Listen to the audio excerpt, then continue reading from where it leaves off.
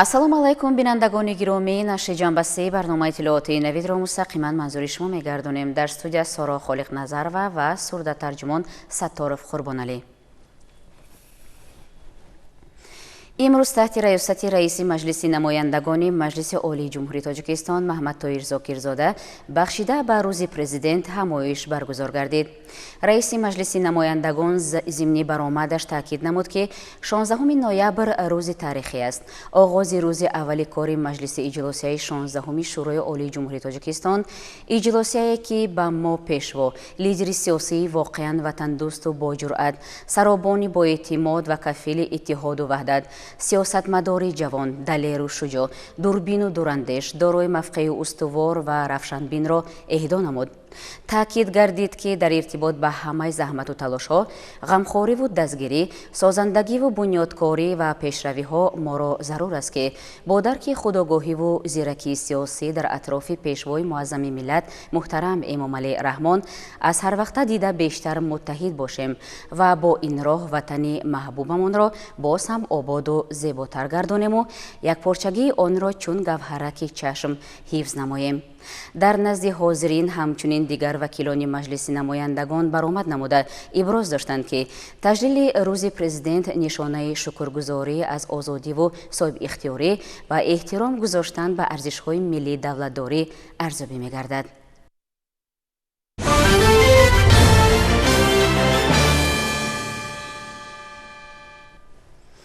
пагоҳ дар мамлакат аз рӯзи президенти ҷумҳурии Тоҷикистон ва солгарди навбатии баргузории иҷлосияи 16 Шӯрои Олии Ҷумҳурии Тоҷикистон таҷлил карда мешавад.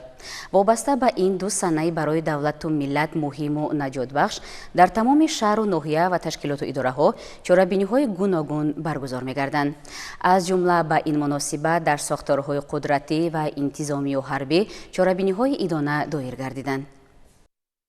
имрӯз дар толори маҷлисгоҳи вазорати корҳои дохилӣ чорабинии тантанавӣ бахшида ба 32-мин солгарди иҷлосияи 16 Шӯрои Олии Ҷумҳурии Тоҷикистон ва рӯзи президенти Ҷумҳурии Тоҷикистон бо иштироки роҳбарияти вазорат, шоири халқии Ҷумҳурии Тоҷикистон Камол Насрулло, доктори илмҳои фалсафа профессор Мағфират Хидирзода ва ҳайати шахсӣ баргузор гардид. чорабинӣ бо садо додани суруди миллии Ҷумҳурии Тоҷикистон оғоз гардида нахуст роҳбари аввали вазорат ҳозиринро ба ин санаи таърихии иҷлосияи тақдирсози миллати тамаддунофари тоҷик ва рӯзи президенти Ҷумҳурии Тоҷикистон табрику таҳният намуда аз лаҳзаҳои баргузории иҷлосияи 16 Шӯрои Олии Ҷумҳурии Тоҷикистон ёдовар шуда суханҳои пурмуҳтаво иброз дошт. зимни баргузории чорабинии мазкур меҳмонон бо маърузаҳои пурмазмун бори дигар ба аҳли ҳозирин аз давраҳои ҳасосу фаромӯшнашавандаи иҷлосияи 16 Шӯрои Олии Ҷумҳурии Тоҷикистон ки тақдири миллати тоҷикро ба сӯи ояндаи дурахшон роҳ кушод баён намуданд. сулҳи тоҷикон на танҳо давлату миллатро наҷот дод, балки дар дили насли ҷавони тоҷик умед ба ояндаи нек, хушбахтӣ, ифтихори миллӣ ва ваҳдати ногусастаниро зинда намуд. имрӯз миллати тоҷик ифтихор аз он дорад ки дар баробари дигар халқҳои олам ҳуқуқу овози баробар дошта ҳуввияти миллии хешро дар арсаи ҷаҳонӣ муаррифӣ менамояд. чунин як чорабинӣ бо шукӯҳ дар маркази таълимии вазорати корҳои дохилӣ низ бо иштироки роҳбарияти марказ ва ҳайати шахсии ин ниҳод доир гардид. нахуст роҳбари маркази таълимӣ ҳозиринро дар робита бо ин рӯзи таърихӣ табрик намуда доир ба фазилатҳои асосгузори сулҳу ваҳдати миллӣ, пешвои миллат, президенти Ҷумҳурии Тоҷикистон муҳтарам Эмомалӣ Раҳмон суханронӣ кард. дар ҷараёни чорабинӣ аз ҷониби баромадкунандагон зикр гардид ки муайян гардидани рӯзи 16 ноябр ҳамчун рӯзи президент асосҳои ба худ хосро доро мебошад. имрӯз мардуми шарафманди Тоҷикистон хуб эҳсос мекунанд ки роҳбари давлат сарфи назар аз ҳамаи мушкилоту монеаҳои мавҷуда тамоми захираву имкониятҳоро барои беҳбудбахшидани сатҳу сифати зиндагии аҳолӣ сафарбар менамояд. маҳз шахсияти пешвои миллат буд ки халқи тоҷик аз парокандагӣ наҷот ёфт ва то охирин гурезагони тоҷик ба ватан баргашт. аз ин ҷост ки хизматҳои бузурги ӯро миллати тоҷик ҳаргиз фаромӯш нахоҳад кард. бинобар ин моро зарур аст ки дар партави сиёсати ин абарманди таърих кору фаъолияти пурсамар намуда дар мубориза бар зидди ҷинояткорӣ ва ҳифзи ҳуқуқу озодиҳои шаҳрвандон аз тамоми имконот истифода намоем. ҷамъомади тантанавӣ ба муносибати таҷлил аз рӯзи президенти ҷумҳурии Тоҷикистон дар вазорати мудофиа тибқи қавоиди доимии низомиён تحت نوای ارکستر حربی نفسی با وارد نمودن پرچم دولتی، بیرق جنگی و بعد از صدا دادن سرود ملی آغاز گردید. در جا آمد راهبریت وزارت مدافع و معاون رئیس حزب خلقی دموکراتی تاجیکستان در نزد خدمتچیان حربی سطح و زینه‌های گوناگون سخنرانی نموده دایر به اهمیت این صحنه بسیار مهم تاریخی و نقش پیشوای ملت محترم امامعلی رحمان در بنیاد دولت نوین تاجیکان ابراز اندیشه کردند. در این ردیف قید کرده شد که در برابر به دست آوردن استقلال دولتی مردم خوشحالی تاجیکستان عزیز را راهبری رعیت پرور و وطن دوست نصیب گردانید که با تکیه به خیرد خلق صلح پرور و صاحب تمدنش و کردار و عملهای نیکش به مناقشه های داخلی خاتمه بخشد، مردم پریشان گشته را متحد نماید، صلح و وحدت را پایدار نگاه دارد، تمام رکنهای دولتداری را برقرار ساخته وضع سیاسی، اجتماعی، اقتصادی در کشور، خودشناسی و خودآگاهی، حس وطن دوستی و وطن پروری تمام طبقه های جامعه را باز هم تحکیم و تقویت بخشد.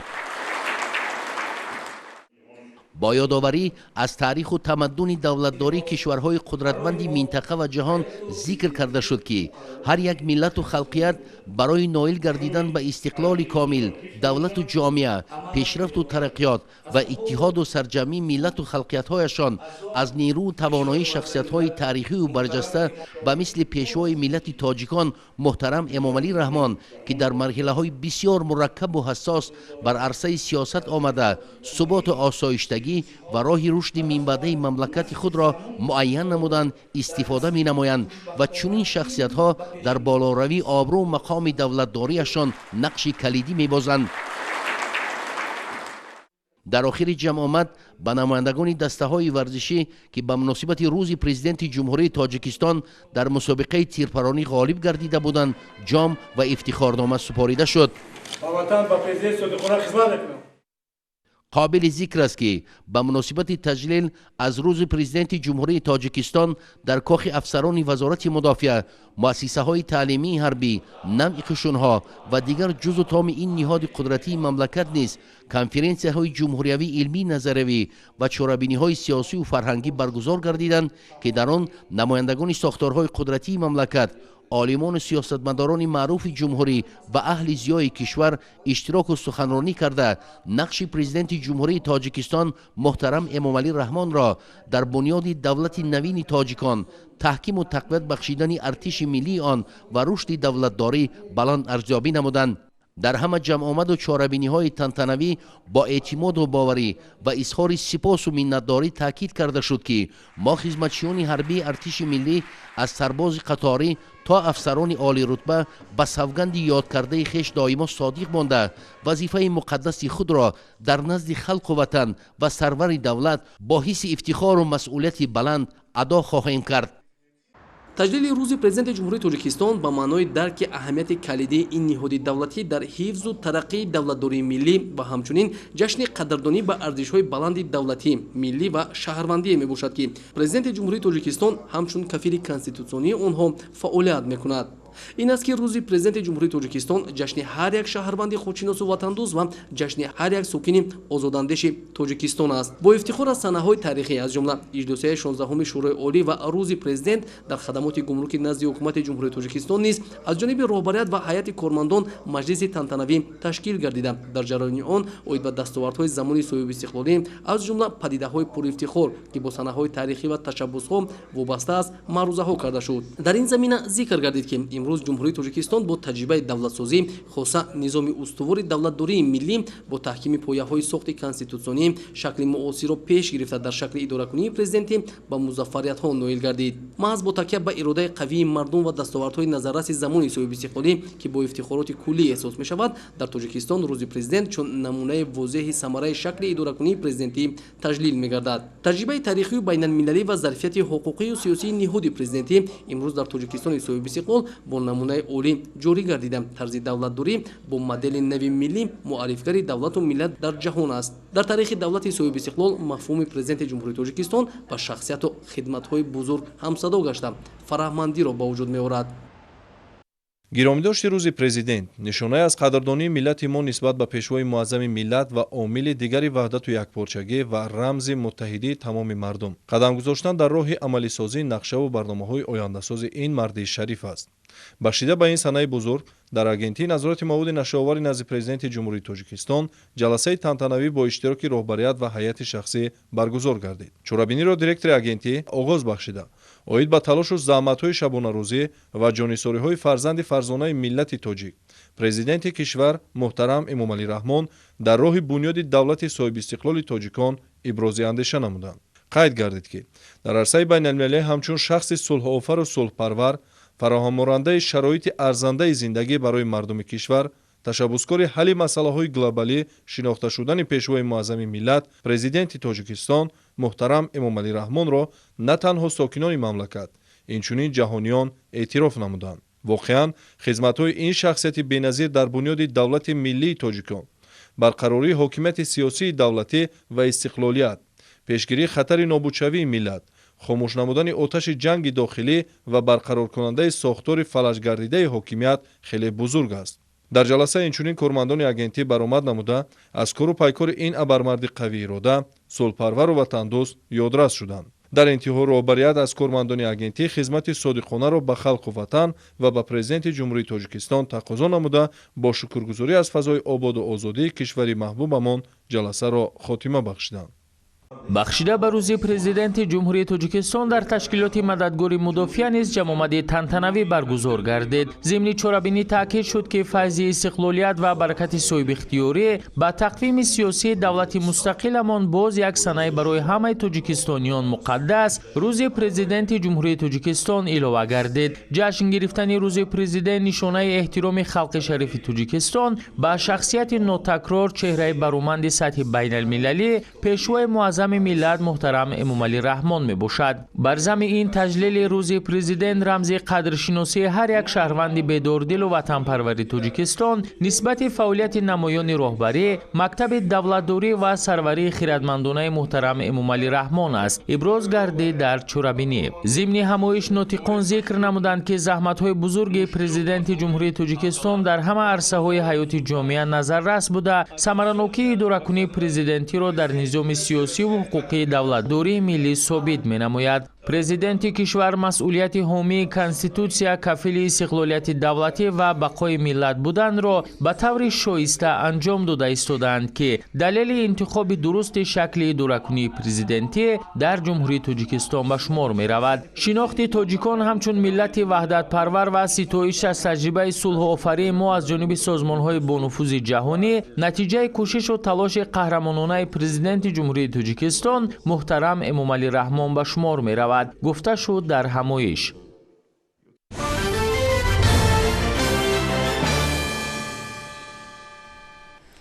воқеан ҳам ба қавли ҷомеашиносон дар таърихи давлатдории навини Тоҷикистон эъломияи соҳиби истиқлолӣ ва баргузории ҷулусияи 16-уми шӯрои олии Тоҷикистон арзиши баробар доранд.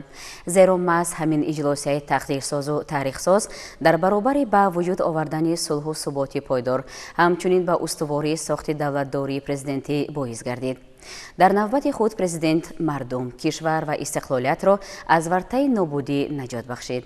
ин нукта дар ҳамоишҳои тантанавие ки дар вазорату идора ва ташкилоту муассисаҳои ҳудудӣ шаҳри Душанбе доир гардиданд таъкид карда шуд.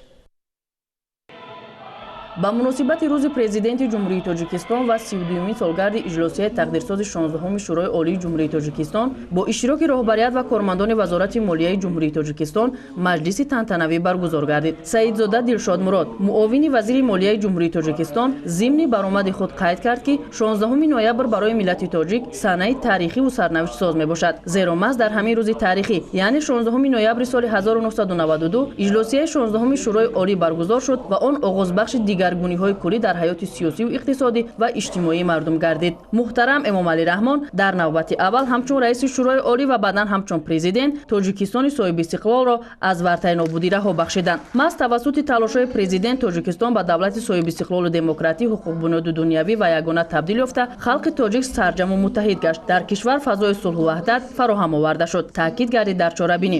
дар идома маърузачиён дар як рӯз рост омадани рӯзи президенти ҷумҳурии Тоҷикистон ва солгарди иҷлосияи اجلاسی تقدیرساز 16 شورای عالی جمهوری تاجیکستان را رمزی ارزیابی نمودند. به اندیشه هلدان‌های ساحه محض با برگزار نمودن اجلاسی تقدیرساز و راهبری پیشوای ملت محترم امام علی رحمان راهی رشد تاجیکستان هموار گردید. خاتمه بخشیدن به جنگ تحمیلی شهروندی، استقرار صلح و وحدت، آرامی و ثبات در جامعه امروز، تقویت رکن‌های اساسی دولتداری ملی، برقرارسازی شاخه‌های حاکمیت سیاسی، فعالیت مقامات حفظ حقوق، قانونیت، عدالت و ترتیبات حقوقی در مملکت، اصلاحات کنستیتوسیونی نظام حقوقی، تهیه و قبول کنستیتوسیای نو تاجیکستان صاحب استقلال، اقدام و تشبث در سمت ایجاد و قبول قانون‌های نو ملی، تشبثات در سمت حل مسائل عمومی بشری عاید به آب، دیپلماسی آب و جانبداری آن از طرف سازمان‌های با نفوذ بین‌الخلقی و جامعه جهانی، بالا بردن سطح زندگی مردم و کاهش دادن سطح کم‌بضاعتی، تامین استقلالیت انرژتیکی کشور، رهایی از بنبست کمونیکاسیونی و به کشور ترانزیتی تبدیل دادن تاجیکستان، تامین امنیت عضوقواری مملکت، صنعت‌کنونی با سرعت کشور و معرفی شایسته تاجیکستان در عرصه بین‌الخلقی نتیجه فعالیت پرثمر محترم امام علی رحمان همچون پرزیدنت جمهوری تاجیکستان است، تاکید داشتند برآمدکنندگان. در ادامه چورابینی تنتنوی از جانب دیگر اشتراکچیان نیز در موضوعهای مورد نظر مروزها پیشنهاد کرده شد.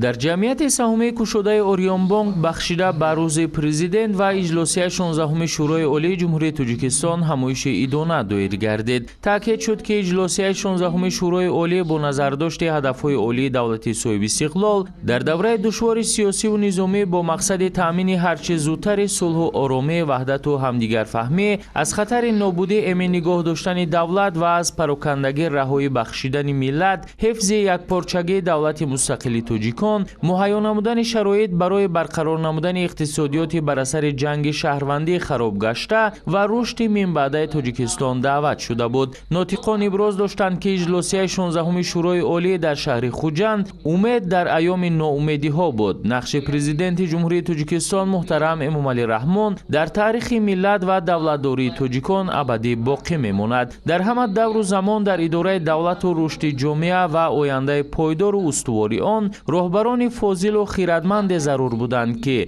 جامعه را با اندیشه‌های بنیادی سوی احیا و تشکل برده در زمینه حافظه تاریخی دولتداری را تحکیم بخشند. اینچنین اشتراکچیان تاکید نمودند که انتخاب شدن محترم امام علی رحمان به مقام پرزیدنت جمهوری تاجیکستان به این نهاد دولتی روح و معنای بزرگ بخشید. مقام پرزیدنتی را به نهاد نجات دهنده دولت و سرجمعی ملت تبدیل داد. تجلیل روز پرزیدنت این ارجگذاری به خدمت‌های بزرگ شخصیتی است که عمر خویش را صرف راه آبادی و آسودگی وطن و خوشبختی ملت نمودند و اطلاع اولین درباره ساختن دولت ملی به ذهن هر نفر نام پرزیدنت جمهوری تاجیکستان محترم امام علی رحمان را پیش نظر می آورد. ابراز گردید که در حقیقت داشتن لیدر سیاسی در شرایط کنونی جهانی خیلی ضرور است و محض تلاش‌های محترم امام علی رحمان پرزیدنت مردمی و معارف پرور و ملت دوست بود که اکنون تاجیکستان به جمهوری پیشرفته و دارای صلح و ثبات کامل تبدیل یافت. هر فرد صاحب خرد و روشنفکر و خویشتن‌شناس باید این واقعیت را درک نماید که محض پیشوای معظم ملت نجات بخش دولت نوین تاجیکان می باشد. در فرجام همایش با چند کارمند جوان جمعیت سهامی کشوده اوریون بانک به صف حزب خلق دموکراتی تاجیکستان پیوست شدند شهادتنامه حزبی سپرده شد. اینچنین از جانب رهبریت بانک به چند نفر از کارمندان فعال افتخارنامه و سپاسنامه ها تقدیم گردید. در قانونگذاری کشورمان روز 16 نوامبر همچون روز پرزیدنت تجسم یافته است. کمیته اجرایی حزب خلقی دموکراتی تاجیکستان در شهر دوشنبه همچون رمز احترام به خدمت‌های ارزنده اساسگذاری صلح و وحدت ملی پیشوای ملت پرزیدنت جمهوری تاجیکستان محترم امام علی رحمان روز پرزیدنت را در سطح بلند تشکیلی جشن گرفتند. چورابینی تنتنوی حزبیون پایتخت در تئاتر دولتی اکادمی اپرا و بالت به نام صدرالدین برگزار گردید. قید گردید که در تاریخ نوین دولتداری تاجیکان امام علی رحمان شخصیتی است که نه تنها در تشکل و تحول تاریخی دولتداری صاحب استقلال تاجیک و هستی امروز و فردای تاجیکستان بلکه برای احیا نمودن پدیده‌های نیکو پسندیده و ارزش‌های والای فرهنگی نیاگانمان خدمت‌های برجسته کرده است. همچون یک شخصیت تاریخی خلق بیش از 1000 سال از صحنه تاریخ دور افتاده را از سر نو همچون ملت صاحب دولت به عرصه арсаи сиёсати ҷаҳонӣ ворид сохт, халқи гирифтори гирдоби нобудиро наҷот дод, таъкид доштанд баромадкунандагон.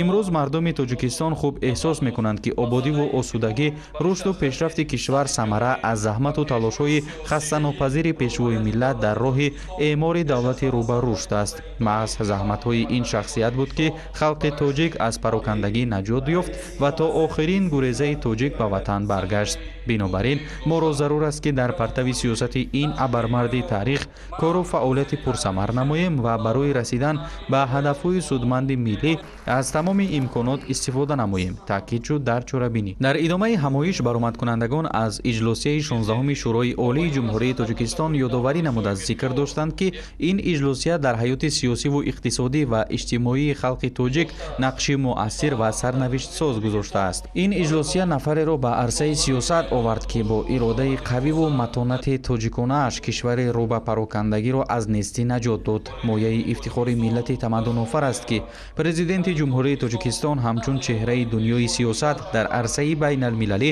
паёмовари матини сулҳу ваҳдат бо беҳтарин хислатҳои наҷиби инсонӣ, ҳиссиёти баланди миллӣ ҳамчун фарзанди содиқи халқу ватан сазовори обрӯ ва қадрдонии созмонҳои бонуфузи байналмилалӣ ва шахсиятҳои сиёсиву фарҳангии дунё гардидаанд. баромадкунандагон хулоса намуданд ки миллати тоҷик бо сарварии президенти ҷумҳурии тоҷикистон ҷиҳати дар амал татбиқ намудани сиёсати пешгирифтаи давлат саҳми босазо мегузоранд. ҳамасола дар мамлакат 16 ноябр ҳамчун рӯзи президенти ҷумҳурии тоҷикистон ва рӯзи баргузории иҷлосияи таърихии 16-уми шӯрои олии ҷумҳурии тоҷикистон ҷашн гирифта мешавад. муайян гардидани ин рӯз ҳамчун рӯзи президент асосҳои худро дорад, зеро аз ҳамин санаи тақдирсоз рушди тоҷикистон ва марҳилаи нави давлатдорӣ оғоз ёфта, сулҳу ваҳдати сартосарӣ ва болоравии обрӯву эътибори мақоми тоҷикистони соҳибистиқлоли мо дар арсаи ҷаҳонӣ бо фаъолияти самари президенти ҷумҳурии тоҷикистон муҳтарам Эмомалӣ Раҳмон таъмин гардид.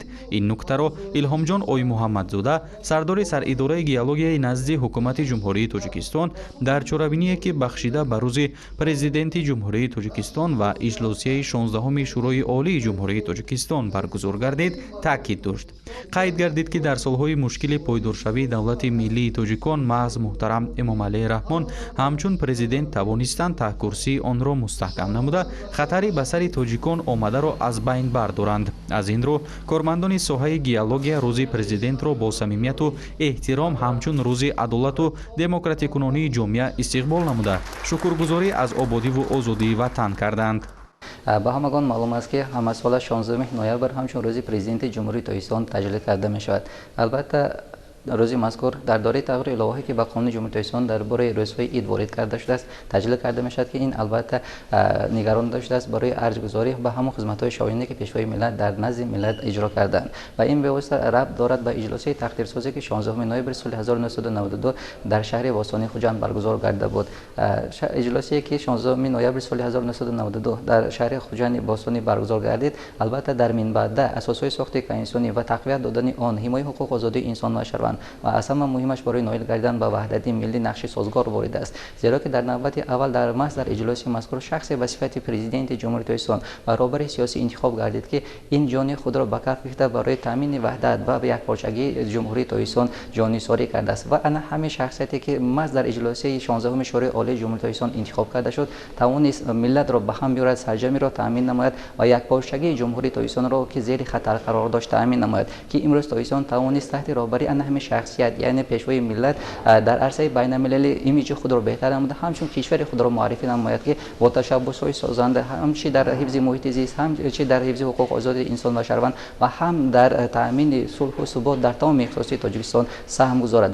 дар идомаи чорабинӣ баромадкунандагон аз хадамоти иҷроӣ назди ҳукумати ҷумҳурии тоҷикистон, кумитаи иҷроияи ҳизби халқии демократии тоҷикистон дар ноҳияи Исмоили Сомонӣ ва саридораи нотариалии давлатии ҷумҳурии тоҷикистон дар боби 16 ноябр ҳамчун рӯзи президенти ҷумҳурии тоҷикистон ва баргузории иҷлосияи таърихии 16-уми шӯрои олии ҷумҳурии тоҷикистон маърузаҳо қироат карданд. гуфта шуд ки иҷлосияи 16-уми шӯрои олӣ аз лиҳози моҳияти худ бо эъломияи истиқлоли استقلال تاجیکستان ارزش برابر دارد. اگر اعلامیه دولتی را با نام تاجیکستان صاحب استقلال اعلان داشته باشد، پس اجلاسیه 16 همین دولت را از فناشوی نگاه داشته ملت تاجیک را از گرداب نابودی بیرون کشید و در آن شخصیتی که تمام هستیش را برای پیشرفت دولت و ملت بخشیدند محترم امام علی رحمان به صفت رئیس شورای عالی جمهوری تاجیکستان انتخاب گردیدند. اجلاسیه 16 شورای عالی شرایط فراهم آورد که با استفاده از ارزش‌های از جانب جامعه جهانی اعتراف شده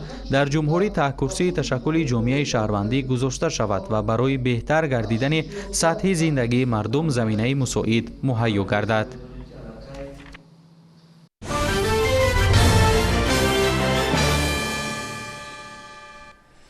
استقلالات دولتی و صلح و ثبات کامل چون دیگر سمت و ساحه‌های مهم در پیشرفت با نظام ساحه معارف نیز راهی وسیع شد. این است که اهل معارف و دانشجویان و خوانندگان مؤسسه‌های تعلیمی اجلاسیه 16 شورای عالی را سرچشمه همه دستاورد و کامیابی‌ها و پرزیدنت را تطبیق کننده این هدف‌های عالی می‌دانند. از جریان چاره‌بینی‌های دانه بخشیده به این رویدادهای مهم در دانشگاه دولتی مالیه و اقتصادی تاجیکستان و کالج طبی جمهوری همکاران ما گزارش می‌دهند. نخست رهبریت دانشگاه درباره برگزاری اجلاسیه تاریخی 16 شورای عالی و اهمیت تجلیل روز پرزیدنت جمهوری تاجیکستان سهم، نقش و خدمت‌های شایان و ماندگار سرور دولت برای ملت و جامعه تاجیکستان صاحب استقلال ابراز اندیشه کردند. تاکید گردید که تاریخ امروزه تاجیکستان صاحب اختیار بر اعلی ثابت می‌سازد که پرزیدنت جمهوری تاجیکستان همچون شخصیت برومند تاریخی در احیای دولتداری نوین ملی تاجیکان نقش اساسی و سرنوشت ساز دارند. این واقعیت را به دست آوردن استقلال کامل دولتی، تحکیم صلح و وحدت ملی در سرتاسر کشور و یکپارچگی سرزمین اجدادی ثابت می‌سازد. بنیاد دولتداری ملی با عزم و اراده قوی پرزیدنت جمهوری تاجیکستان در راه خودشناسی ملی و احیای تاریخ کهن ملت زمینه واقعی گذاشت. سیاست پیشگرفته پرزیدنت کشور که در محور آن انسان دوستی، سازندگی و بنیادکاری و سعادت و آسایش هر یک ساکن مملکت می‌ایستد، امکان فراهم آورد که تمام ساحه‌های اقتصاد ملی به طور استوار و نظررس رشد کند. اولین قدم‌های امام علی رحمان همچون رئیس شورای عالی قدم‌های صلح بودند. من به شما صلح می‌آورم، من به شما روزهای نیک می‌آورم و همین لحظه ها بودند که امروز در خاطر ما نقش بسته است. برای چی؟ به خاطر آنکه اجلاسی 16 ما را به روزهای نیک آورد. یعنی بعد از 2 سال الکی کنستیتوسی تاجیکستان قبول گردید. بعد از قبول کنستیتوسی تاجیکستان مردم تاجیک به صلح و وحدت رسید و بعد از صلح و وحدت الکی کشور ما امروز در یک فضای صلح و آرامی، صلح و ثبات مردم عمر به سر میبرند. الکی امروز در کشور ما مسئله های صنعتی به میان آمدگی است، مسئله های هدف های ملی به میان آمده است و امروز در جامعه جهانی تجربه صلح تاجیکان را میآموزند و تاجیکستان یکی از کشورهای امن و امان دانسته می شود. مسلم است که در ساحه‌های اقتصاد و مالیه مملکت با تشبث دوربینانه پرزیدنت جمهوری تاجیکستان یک قطار اصلاحات گذرانیده شد که در نتیجه های نظررس را به بار آورد. حکومت جمهوری تاجیکستان سمت‌های اساسی و افضلیت داشته سیاست داخلی دولت صاحب استقلالمان را طرح‌ریزی و معین نمود که آنها در دایره هدف‌های استراتژی زینه به زینه عملی می‌گردند. تنها در سمت تطبیق سیاست مالیوی و انداز و بودجه، برنامه و سندهای معیاری حقوقی تهیه و قبول گردیدند که عملی شوی آنها به مستقلیت فعالیت یگانه مالیوی جمهوری زمینه می‌گذارند. این همه به خاطر پیشرفت و شکوفایی منبع تاجیکستان صاحب استقلال روانه شده است. در همایش علمی و سیاسی اینچنین درباره تشبث‌های بشردوستانه پرزیدنت جمهوری تاجیکستان که اهمیت حیاتاً مهم منطقوی و جهانی دارند ابراز اندیشه کرده شد. با افتخار تجلیل سزاوار روز پرزیدنت جمهوری تاجیکستان و 32مین سالگرد برگزاری اجلاسیه تقدیرساز 16 شورای عالی تاجیکستان در مؤسسه دولتی تعلیمی کالج طبی جمهوری همایش تنتنوی علمی و سیاسی تحت عنوان به پیشوای ملت صادقیم دایر گردید. در چاره‌بینی عالمان و کارشناسان، خادمان دولتی و جمعیتی سابقه‌داران مهنت و آموزگاران و دانشجویان اشتراک نمودند. نخست مأموریت مؤسسه تعلیمی از برگزاری اجلاسیه 16 شورای عالی تاجیکستان که آن صحنه тақдирсоз арзёбӣ мешавад ва аҳамияти таҷлили рӯзи президенти ҷумҳурии тоҷикистон ва хидматҳои бебаҳои сарвари давлат барои аз хатари нобудӣ наҷот додани давлату миллати тоҷик, сарҷамъиву муттаҳидсозии сокинон, ҳифзи якпорчагии сарзамини аҷдодӣ, таҳкими истиқлоли давлатӣ ва ваҳдати миллӣ ва шӯълаи умед бахшидан ба ояндаи зиндагии босаодати шаҳрвандон ибрози андеша карданд.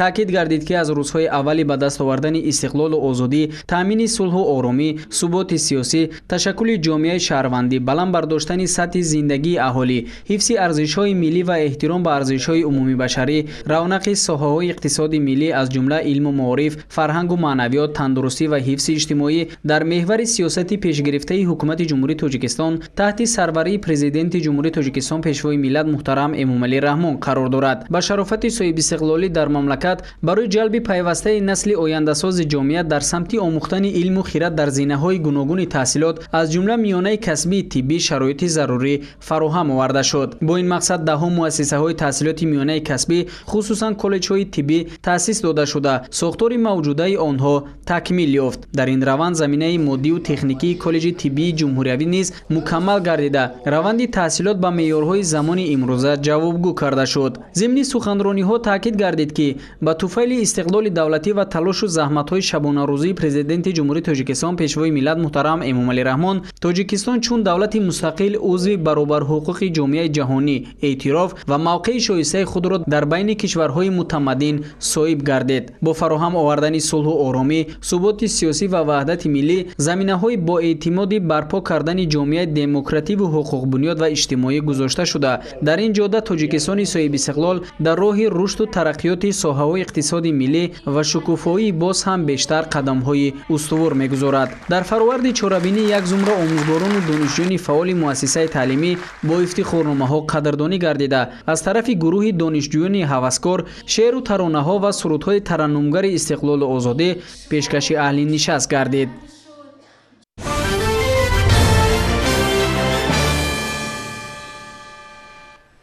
дар рӯзҳои аввали соҳибистиқлолӣ бо назардошти мушкилоти фаровони сиёсию иқтисодӣ халқи тоҷик роҳи идоракунии президентиро интихоб кард. ҳаёти инак 33 солаи замони соҳибистиқлолӣ собит намуд ки ин интихоб хато набуд. андешаи чанд тан аз донишмандонро дар мавриди институти президентӣ ва саҳми президент дар пешбурди ҳаёти ҷомеа манзуратон мегардонем. дар ҳақиқат чуноне ки ба ҳамаи мо маълум аст, воқеан ҳам аз таърихи барои мо масалан таърихи 30 сола таърихи ҷавонтар ҳисобам шуд, лекин таҷрибаи ана ҳамин таърихи имрӯзаи давлатдориму махсусан ана ҳамин нақши институти президентӣ исбот карда ки аз институти парлумонӣ дида дар мавриди идора кардани давлат, дар мавриди пешбурди соҳаҳои гуногуни хоҷагии халқи кишварамон ҳамин нақши институти президентӣ болотару болотар аст. чунки аз таҷрибаи давлатҳое ки пешрафта ҳастану чандин солҳо мисол пештар аз мо ҳамин гуна таҷрибаи кориро қабул кардагӣ ҳастанд, имрӯз ана ҳамин кишвари азизи мо бо ташаббуси пешвои муаззами кишвар ки ана ҳамин шакли институти президентиро интихоб карданду имрӯз ҳам ин чиз идома дорад, исбот кунондан ки воқеан ҳам ана ҳамин нақши институти президентӣ дар пешрафти ҷомеаи кишвар, дар пешрафти ҷомеаи мо нақши созгор гузошта истодааст. дар ҳақиқат шахсиятҳои таърихиро худи ҷомеа интихоб мекунад ва ана ҳамин хизматҳои имрӯзаи президенти кишварамон, яъне аз ҳамун сарчашма мегирад, аз ҳамин нақши институти президентӣ, аз ана ҳамун исбот кунондан ки воқеан ҳам ана ҳамин ҷомеаи имрӯзаи мо дар шахси пешвои муаззами кишвар шахсиятеро интихоб карданд ки дар гулгушфонии кишварамон, дар рушду инкишофи ҷомеаи имрӯзаи мо нақши созгор гузошта истодааст. ҳарчанд ки мисалан дар соли 1991 خب اینا تاجیکستان استقلال به دست درآورد، لیکن تمام ساخت فلج شده بود و آن همین اجلاسیه 16 هم خب آن همین که ساخت دولتداری را تنظیم داد و در اینجا مثلا موقع اساسی موقع آن همین پیشوای ملت ما مثلا محترم امامعلی رحمان بود. در این چند سالی که هست مثلا پیشوای معظم ما مثلا کارهایی رو به انجام دادن که هم مملکت ما هم از جهت مثلا سیاسی، از جهت اقتصادی، از جهت اجتماعی خب از جهت فرهنگی خیلی پیش رفت. مخصوصا در اینجا مثلا نبینید که آن همون وحدت ملی خب بسیار موقع کلان پیدا کرد و عموما آن همین تمام ساحه‌ها با آهسته آهسته مثلا به همون تنظیم در آورده شد. مثلا امروز ما چند روز است که در همین کتابخانه ملی تاجیکستان ما همین فروغ صبح دانایی را خب مشاهده کرده ایستادیم. این یکی از همون کارهای خب پرزیدنت محترم ما هست که در مسئله مثلا فرهنگ، در مسئله مثلا انکشاف فرهنگ است. یعنی این آزمون ها برای چی است؟ این آزمون ها برای آن است که خب تاجیکستان باید که هم از جهت فرهنگی و هم از جهت خب اقتصادیات و علم ترقی کند و یکی از دولت‌های پیشرفته شود.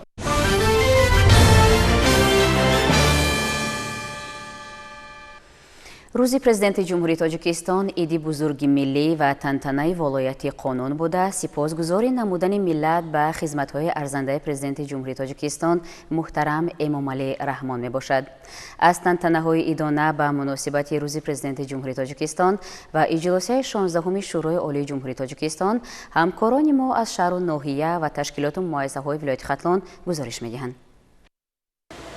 در تالار دانشگاه دولتی بختر به نام ناصر خسرو همایش ولایتی علمی عملی تحت عنوان نقش پیشوای ملت در تطبیق موفقانه سیاست دولتی جوانان با تشبث ریاست کار با جوانان و ورزش ولایت ختلان دایر گردیده در آن نماینده اکادمی اداره‌کنی دولتی نزد پرزیدنت جمهوری تاجیکستان، معاون رئیس ولایت ختلان، سردار ریاست کار با جوانان و ورزش ولایت، مدیران کمیته شهر و نواحی ولایت و معاون رکتور دانشگاه از دستاوردهای جوانان و ورزشکاران حدود ولایت که در آزمون و مسابقه‌های سطح جمهوریوی و بین المللی شرکت ورزیده سزاوار جایهای نمایان گردیدند دیدن نموده به آنها بهای بلند دادند.